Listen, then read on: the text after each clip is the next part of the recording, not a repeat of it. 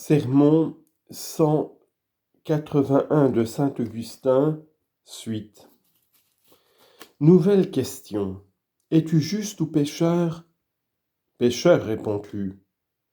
Tu mens puisque ta bouche ne dit pas de toi ce qu'en pense ton cœur. Conséquemment, en admettant que tu n'as pas été pécheur, dès que tu mens, tu commences à l'être.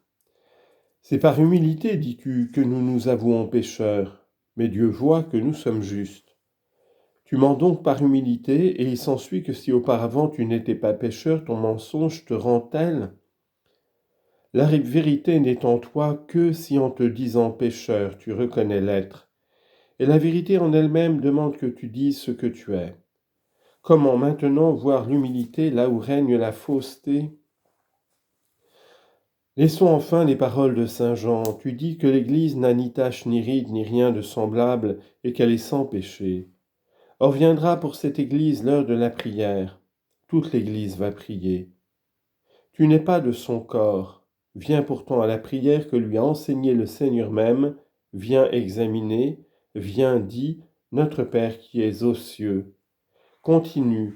Que ton nom soit sanctifié, que ton règne arrive, que ta volonté soit faite sur la terre comme au ciel.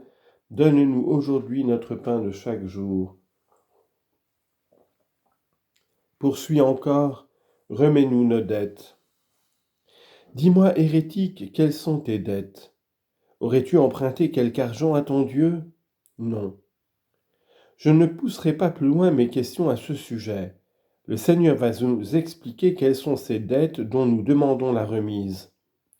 Lisons ce qui suit, comme nous remettons à ceux qui nous doivent. Expliquez, Seigneur, car si vous remettez aux hommes leurs péchés, ainsi vos dettes sont vos péchés. Votre Père aussi vous remettra les vôtres. Ô hérétique, que cette prière enfin te ramène, puisque tu t'es montré sourd aux vrais enseignements de la foi. Remettez-nous nos dettes. Dis-tu cela, oui ou non?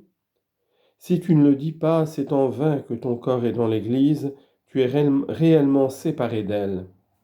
Cette prière est en effet la prière de l'Église, c'est un enseignement émané de l'autorité de Dieu même, car c'est lui qui a dit « prier de cette manière ». Matthieu chapitre 6, versets 9 à 14. Et il l'a dit à ses disciples, il l'a dit à ses apôtres, il nous l'a dit à nous, faibles agneaux, tout en le disant au bélier de son troupeau sacré. Ah, considérez donc quel est celui qui parle ainsi et à qui il parle. C'est la vérité même qui parle à ses enfants, le pasteur des âmes au bélier du troupeau. Priez ainsi, remets-nous nos dettes comme nous les remettons aussi à ceux qui nous doivent. C'est le roi qui s'adresse à ses soldats, le Seigneur à ses serviteurs, le Christ à ses apôtres, la vérité aux hommes, la grandeur même aux petits. Je sais ce qui se passe en vous, dit-il, je vous soulève, je vous pèse à ma balance, oui, je vous dis ce qui se passe en vous, car je le sais bien mieux que vous ne le savez. Dites donc, remets-nous nos dettes, comme nous les remettons à ceux qui nous doivent. À toi maintenant, homme juste et saint, sans tache et sans ride, réponds-moi. Cette prière de l'Église est-elle pour les fidèles ou pour les catéchumènes? Elle est sans aucun doute pour les chrétiens régénérés, c'est-à-dire baptisés. Mieux encore pour les fils de Dieu. Si elle n'était pas pour les fils de Dieu, de quel front y oserait-on dire « Notre Père qui es aux cieux » Eh bien, vous, juste et saint, où êtes-vous? Où êtes-vous, oui ou non, des membres de l'Église? Vous en étiez, mais vous n'en êtes plus. Ah, plaise à Dieu que dans votre état malheureux, vous entendiez nos raisons et reveniez à la foi. Considérez si toute l'Église répète « Remets-nous nos dettes », il s'ensuit que ne prononcer pas ces paroles, c'est être réprouvé. Il est vrai, nous qui redisons cette demande, nous sommes réprouvés et aussi en ce sens que nous sommes pécheurs, jusqu'à ce que nous soyons exaucés. Mais en faisant ce que vous ne faites pas, c'est-à-dire en confessant nos péchés, nous nous en purifions, pourvu toutefois que nous pratiquions ces autres paroles, comme nous remettons à ceux qui nous doivent. Que deviens-tu donc, ô hérétique, qu'on te nomme pélagien ou célestien? L'Église entière s'écrie « Remettez-nous nos dettes ». C'est une preuve qu'elle porte des taches et des rides. Mais cet aveu aplanit ses rides et lave ses taches. L'Église se soutient par la prière, elle se purifie par l'aveu qu'elle y fait, et tant qu'il y aura vie sur la terre, elle se soutiendra par ce moyen. De plus, lorsque chaque fidèle aura quitté son corps, Dieu lui remettra tout ce qu'il avait à remettre. Les prières de chaque jour éteignent ses dettes. Mais pourquoi le fidèle sort purifié et pourquoi l'Église entre comme un or affiné dans les trésors divins où elle est véritablement et sans tache et sans ride? Ou si c'est là qu'elle n'a ni ride ni tache, que faut-il ici demander? Le pardon. Le pardon efface la tache et aplanit la ride. Où Dieu étend-il cette ride pour l'aplanir? Le dirai-je? Sur la perche du divin soutien sur la croix du Christ.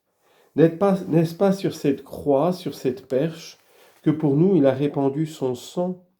Ô fidèles, vous savez quel témoignage vous rendez à ce sang après l'avoir reçu, puisque vous répondez « Amen ». Vous savez quel sang a été versé pour nous obtenir la rémission de vos fautes. Voilà comment l'Église perd ses taches et ses rides, comment elle s'étend après avoir été purifiée sur l'arbre de la croix. C'est dans cette vie même que peut s'accomplir cette transformation. C'est maintenant que le Seigneur se fait une Église glorieuse, sans rides ni taches, mais c'est au-delà de ce monde qu'il la fait paraître dans toute sa beauté. Son but est donc de dissiper en nous et les taches et les rides. Grand ouvrier, il est à la fois excellent médecin et artiste incomparable. Après nous avoir ôté nos taches en nous lavant, il nous étend sur le bois sacré pour aplanir nos rides. Quoique sans rides et sans taches, n'y a-t-il pas été étendu lui-même? Mais c'était pour nous et non pour lui, c'était afin de nous rendre sans taches et sans rides. Ah, demandons-lui d'achever son œuvre, de nous placer ensuite dans ces greniers, dans ces lieux heureux où nous n'aurons plus à être foulés. Pour toi qui élevais la voix, tu es bien sans tache et sans rides. Alors que fais-tu dans l'Église, puisqu'elle dit « Remettez-nous nos dettes » ? Elle avoue qu'elle a des dettes à remettre. Ne pas l'avouer, ce n'est pas pour cela n'en pas avoir. C'est empêcher que la remise en soit faite.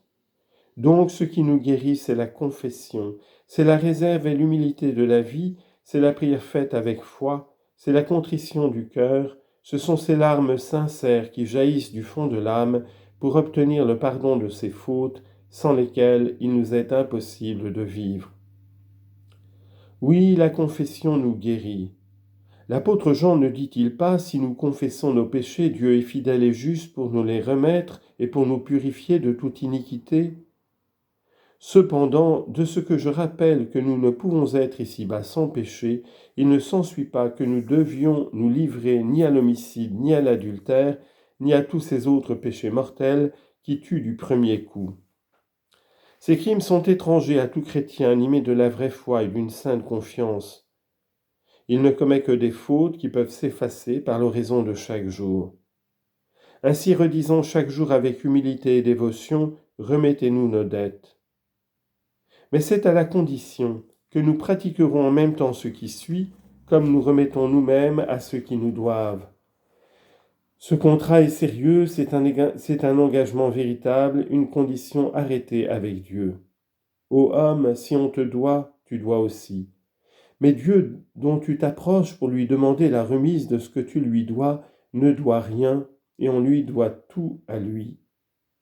Cependant, voici ce qu'il te dit, je n'ai pas de dette, tu n'en as pas. Tu me dois en effet et ton frère te doit. Tu es mon débiteur, tu as aussi un débiteur.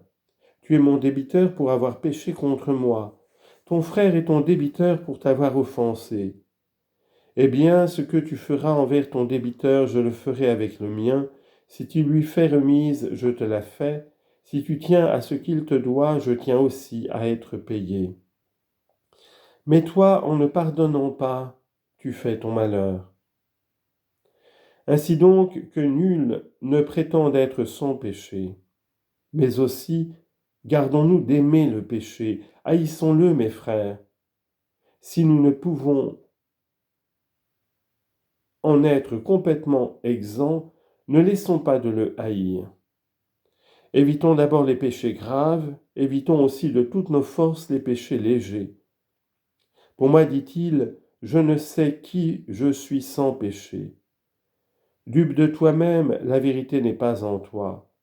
Prions avec zèle pour obtenir de Dieu notre pardon, mais pratiquons aussi ce que nous répétons et remettons à ceux qui nous doivent, puisqu'on nous remet alors. En disant et en accordant chaque jour cette grâce, nous l'obtenons pour chaque jour, incapables de vivre ici sans péché, nous en sortirons exempts.